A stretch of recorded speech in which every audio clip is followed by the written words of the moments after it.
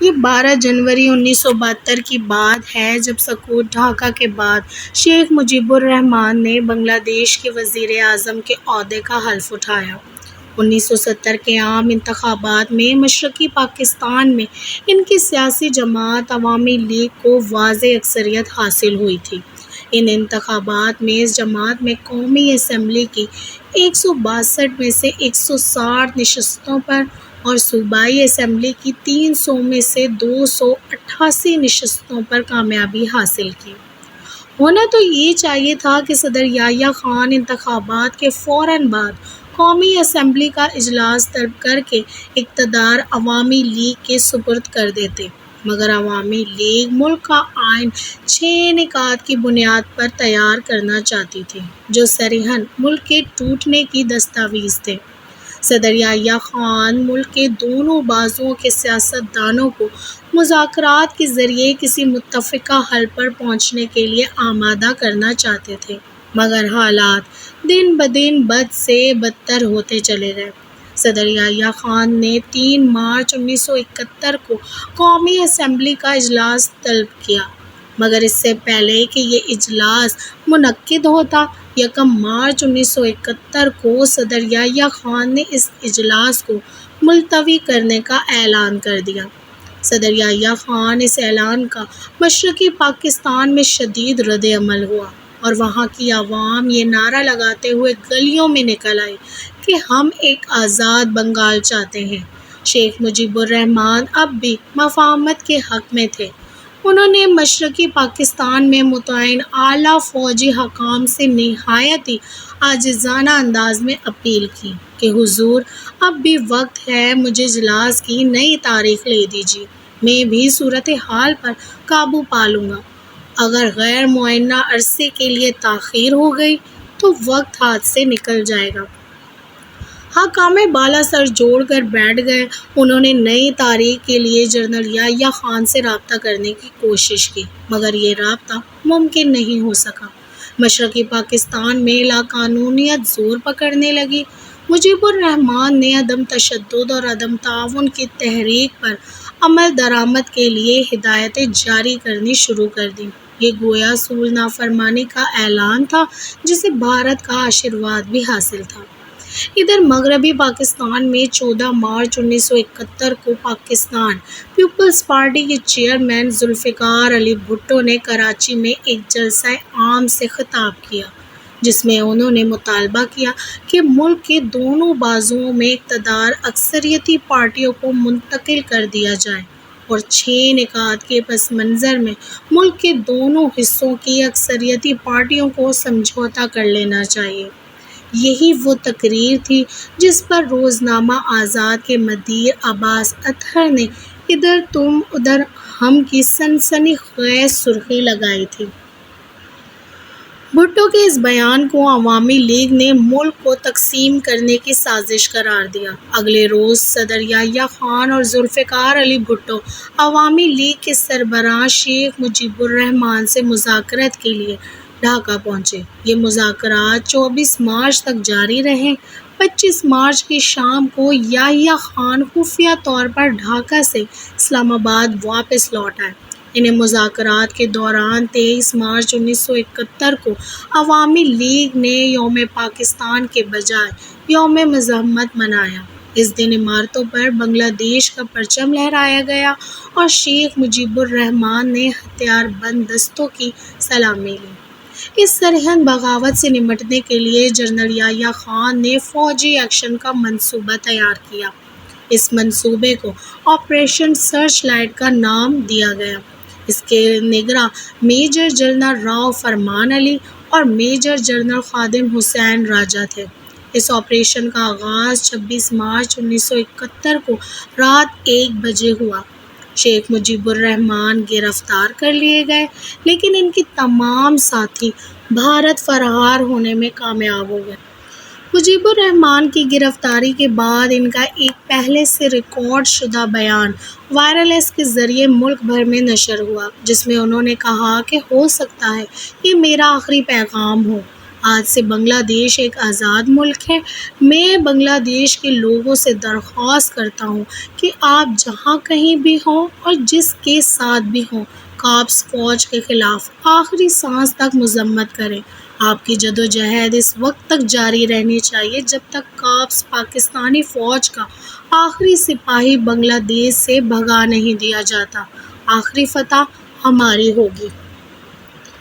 عوامی لیگ کی عسکری تنظیم مکتی بھانی نے، جس کے سربراہ کرنل عثمانی تھے، بھارتی اسلحے کی طاقت اور تربیت کے زور پر پاکستانی فوج سے بھرپور مقابلہ کیا۔ ڈھاکہ تو ایک رات میں پرسکون ہو گیا، لیکن مشرقی پاکستان کے دوسرے شہروں چٹاگنگ، راجشاہی اور پبنا میں سخت مذمت کا سامنا کرنا پڑا۔ فوج کو ان تمام علاقوں میں امن قائم کرنے کے لیے سخت جدوجہد کرنی پڑی۔ اسی شام پاکستان پیپلز پارٹی کے چیئرمین ذوالفقار علی بھٹو ڈھاکہ سے کراچی پہنچے۔ کراچی پہنچ کر انہوں نے اپنے استقبال کے لیے آنے والوں سے مختصر خطاب کرتے ہوئے کہا، خدا کا شکر ہے پاکستان بچ گیا ہے۔ پاکستانی فوج نے مجیب الرحمان کو ڈھاکہ چھاؤنی منتقل کر دیا۔ یہاں سے 3 دن کے بعد انہیں طیارے کے ذریعے قیدی کی حیثیت سے پاکستان بھیج دیا گیا۔ ادھر 10 اپریل کو ڈھاکہ میں قائم انقلابی حکومت تشکیل دیے جانے کا اعلان ہوا اور 17 اپریل کو اس انقلابی حکومت میں شامل افراد نے اپنے اپنے عہدے کا حلف اٹھا لیا۔ مجیب الرحمان کو صدر، نذر الاسلام کا قیام مقام صدر اور تاج الدین احمد کو وزیر اعظم منتخب کیا گیا۔ مارچ اور دسمبر کے اس دورانیہ میں مجیب الرحمان مغربی پاکستان میں فیصل آباد، لائل پور اور میاں والی کی جیلوں میں قید رہے، جہاں ان پر خفیہ طور پر مقدمہ چلایا گیا۔ اس مقدمے میں مجیب الرحمان کو سزائے موت سنائی گئی۔ اینتھونی میس کیرن ہاؤس نے اپنی کتاب بنگلہ دیش اے لیگیسی آف بلڈ میں لکھا کہ سقوط ڈھاکہ سے ایک دن قبل 15 دسمبر 1971 کو جنرل یحییٰ خان نے مجیب الرحمان کو پھانسی دینے کا فیصلہ کیا۔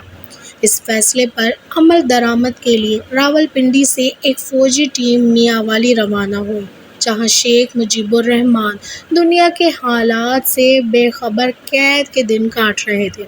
ان کے کمرے کے سامنے ایک قبر بھی کھدائی جا چکی تھی، مگر میاں والی کی جیلر کی مذمت کی وجہ سے جنرل یحییٰ خان کے اس فیصلے پر عمل درآمد نہ ہو سکا۔ شیخ مجیب الرحمان کی جیلر کی اس مہربانی کو کبھی نہ بھول سکے۔ بنگلہ دیش واپسی کے بعد 1974 میں انہوں نے اس جیلر کو ڈھاکہ مدعو کیا اور اس کا استقبال ذاتی مہمان کے طور پر کیا۔ 16 دسمبر 1971 کو مشرقی پاکستان میں متعین پاکستان فوج نے تاریخ ریس کورس گراؤنڈ میں بھارت اور بنگلہ دیش کی مشترکہ فوجی کمان کے سامنے ہتھیار ڈال دیے۔ بنگلہ دیش اب آزاد ملک بن چکا تھا۔ دنیا بھر کے آزادی پسند لوگوں نے پاکستانی حکمرانوں سے مجیب الرحمان کی حفاظت کا مطالبہ کیا۔ سقوط ڈھاکہ کے بعد 27 دسمبر کو جب باقی ماندہ پاکستان میں ذوالفقار علی بھٹو کی حکومت قائم ہو چکی تھی، بنگلہ دیش حکومت نے مطالبہ کیا کہ مجیب الرحمان کو فوری اور غیر مشروطی طور پر رہا کر دیا جائے۔ روس اور بھارت سمیت متعدد ممالک اور مختلف عالمی تنظیموں نے بھی مجیب الرحمان کی رہائی کا مطالبہ کیا۔ ان کا موقف تھا کہ پاکستان کو آزاد بنگلہ دیش کے صدر کو قید میں رکھنے کا کوئی حق نہیں۔ ایسے میں ذوالفقار علی بھٹو اور مجیب الرحمان کے درمیان ملاقاتیں شروع ہوئیں۔ 3 جنوری 1972 کو صدر بھٹو نے کراچی میں ایک جلسہ عام سے خطاب کیا۔ اس خطاب کے آخر میں انہوں نے عوام سے رائے مانگی کہ کیا شیخ مجیب الرحمان کو غیر مشروط طور پر معاف کر دیا جائے۔ عوام نے بڑے پرجوش طریقے سے شیخ مجیب الرحمان کی رہائی کے حق میں ہاتھ اٹھا کر رائے دے دی۔ چند دن بعد 8 جنوری 1972 کو PIA کے ایک خصوصی طیارے کے ذریعے شیخ مجیب الرحمان کو لندن پہنچا دیا گیا۔ ان کے ساتھ عوامی لیگ کے رکن اسمبلی ڈاکٹر کمال حسین اور ان کے اہل خانہ بھی تھے۔ روانگی سے قبل شیخ مجیب الرحمان نے 4 گھنٹے تک صدر بھٹو سے بات کی۔ اس ملاقات میں ڈاکٹر کمال حسین اور غلام مصطفیٰ خر بھی موجود تھے۔ لندن پہنچ کر شیخ مجیب الرحمان نے ایک پریس کانفرنس میں اعلان کیا کہ بنگلہ دیش ایک آزاد اور دنیا کی دوسری بڑی مسلم مملکت ہے۔ ہم پاکستان کے ساتھ نہیں رہ سکتے۔ انہوں نے کہا کہ پاکستان کے صدر بھٹو بنگلہ دیش اور پاکستان کے درمیان رابطہ رکھنا چاہتے ہیں، لیکن میں نے انہیں بتا دیا کہ جب تک میں بنگلہ دیش پہنچ کر اپنی عوام سے نہیں مل لیتا تب تک اس بارے میں کچھ نہیں کہہ سکتا۔ انہوں نے لندن میں برطانوی وزیر اعظم ایڈورڈ ہیتھک سے بھی ملاقات کی۔ ڈھاکہ واپس آتے ہوئے وہ دہلی میں رکے۔ ایئرپورٹ پر ان کا استقبال بھارتی صدر وی گری اور وزیر اعظم اندرا گاندھی نے کیا۔ 10 جنوری 1972 کو وہ ڈھاکہ پہنچے، جہاں ان کا ناقابل فراموش استقبال کیا گیا۔ ایئرپورٹ سے انہیں سیدھا ریس کورس گراؤنڈ لے جایا گیا، جہاں انہوں نے عوام کے ایک عظیم الشان اجتماع سے خطاب کیا۔ اس خطاب میں انہوں نے پاکستان سے تمام تعلقات ختم کرنے کا اعلان کر دیا اور 12 جنوری 1972 کو بنگلہ دیش کے وزیر اعظم کے عہدے کا حلف اٹھا لیا۔ بنگلہ دیش کی آزادی کے بعد شیخ مجیب الرحمان کی درخواست پر 12 مارچ 1972 کو ہندوستانی فوج نے ڈھاکہ چھوڑ دیا۔ آزادی کی پہلی سالگرہ پر انہوں نے آئین کے مسودے پر دستخط کیے اور 16 دسمبر 1973 کو بنگلہ دیش کا نیا آئین نافذ کر دیا۔ 7 مارچ 1974 کو انہوں نے ملک میں ازسرنو عام انتخابات منعقد کروائے، جن میں ان کی جماعت عوامی لیگ نے 300 نشستوں میں سے 283 پر کامیابی حاصل کی۔ 1974 میں پاکستان نے بنگلہ دیش کو تسلیم کر لیا اور اسی برس بنگلہ دیش اقوام متحدہ کا رکن بھی بن گیا۔ 1975 میں بنگلہ دیش میں صدارتی نظام نافذ کر دیا گیا اور مجیب الرحمان ملک کے صدر بن گئے۔ رفتہ رفتہ شیخ مجیب الرحمان کے قریبی اعضاء حکومت میں طاقت پکڑنے لگے۔ یہ اعضاء کچھ مرکزی وزارتوں پر بھی فائز کیے گئے۔ عوام کے لیے یہ صورتحال ناقابل برداشت تھی۔ انہوں نے آزادی اس لیے حاصل نہیں کی تھی کہ اس کے ثمرات ان تک نہ پہنچ سکیں۔ ایسے میں 15 اگست 1975 کی صبح بنگلہ دیش کی مسلح افواج کے کچھ افسران نے، جن کی قیادت میجر فاروق رحمان کر رہے تھے، علی الصبح 5:15 بجے بنگلہ دیش کے صدر شیخ مجیب الرحمان کے قیام گاہ پر دھاوا بول دیا۔ وہ شیخ مجیب الرحمان کو گرفتار کرنا چاہتے تھے تاکہ بنگلہ دیش میں حکومت اور طرز حکومت کی تبدیلی کے حوالے سے کچھ اہم اعلانات کروا سکیں، مگر شیخ مجیب الرحمان کی مذمت کی وجہ سے انہیں گولی چلانی پڑی اور نتیجے میں شیخ مجیب الرحمان قتل ہو گئے۔ بعد ازاں ان افسران نے شیخ مجیب الرحمان کے اہل خانہ کو بھی ایک کمرے میں جمع کیا اور انہیں موت کے گھاٹ اتار دیا۔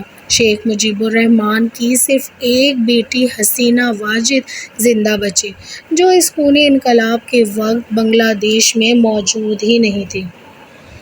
اس قتل و غارت گری کے بعد انقلابیوں نے ملک میں مارشل لاء نافذ کرنے کا اعلان کر دیا اور خوندکر مشتاق احمد کو ملک کا نیا صدر مقرر کر دیا۔ انقلابیوں نے ملک میں اسلامی نظام نافذ کرنے کا اعلان بھی کیا اور کہا کہ ملک کا سرکاری نام اسلامی جمہوریہ بنگلہ دیش ہوگا۔ 21 برس بعد 1996 میں شیخ مجیب الرحمان کی صاحبزادی شیخ حسینہ واجد بنگلہ دیش کی وزیر اعظم بن گئیں، جنہوں نے شیخ مجیب الرحمان اور ان کے اہل خانہ کے قتل میں ملوث لوگوں کے خلاف مقدمہ درج کروایا۔ طویل عدالتی کارروائی کے بعد کئی ملزمان کو سزائے موت دے دی گئی، جبکہ کچھ ملزمان آج بھی دوسرے ملکوں میں چھپتے پھر رہے ہیں۔